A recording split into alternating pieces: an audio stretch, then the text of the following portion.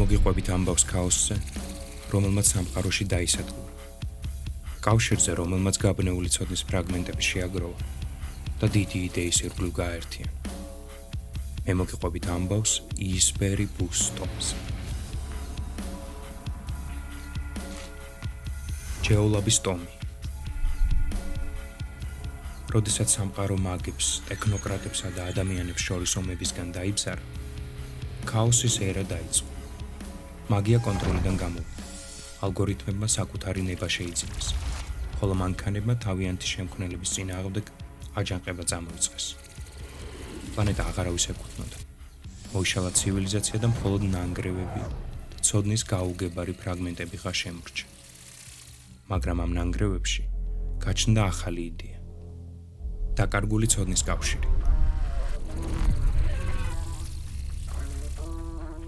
ქაოსის შემდეგ გადარჩენილებმა, ტექნოშამანებმა, მაგებმა, კიბერნავტებმა და რობოტებმა გააერთიანეს დაკარგული ცოდნის ნაწილები და შექმნეს იისფერი ბუსტომი. მათ სწამდათ ჰარმონიის და ახალი სამყაროს შექმნის იდეის, სადაც სული, გონება და კოდი ერთიანდება. წყალქვეშა თავშესაფარი.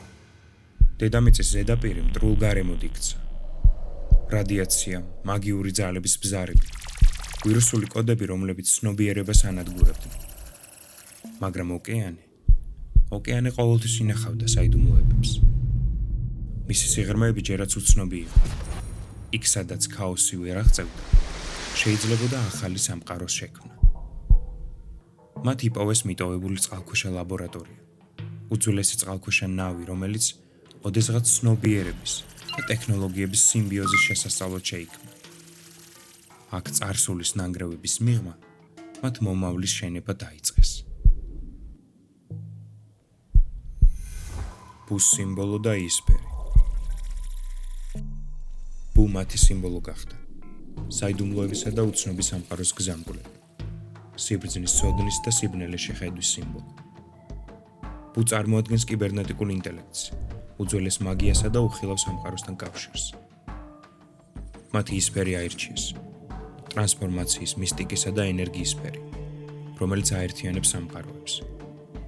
მათი ლაბორატორია იასამნისფრად ანათებდა ოკეანის სიღრმეებში, როგორც შუქურა ჭეშმარიტების მაძიებელთათვის.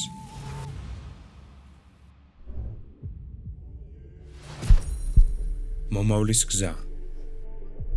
მათ შორის სხვაობა აღარ არსებობდა. ჯადოქრები დაეუფლნენ კიბერსივრცეს.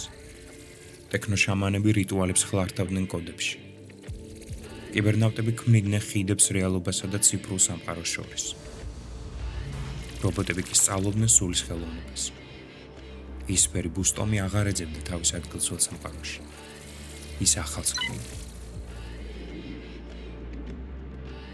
და როდესაც დედამიწის ზედაპირი საბოლოოდ ქაოსში ჩაიძირება, ოკეანის სიღრმეებში დარჩება შუქი, მათი ცოდნის, მათი ძალის და მათი მომავლის სინათლე. გვერდით გვიგული.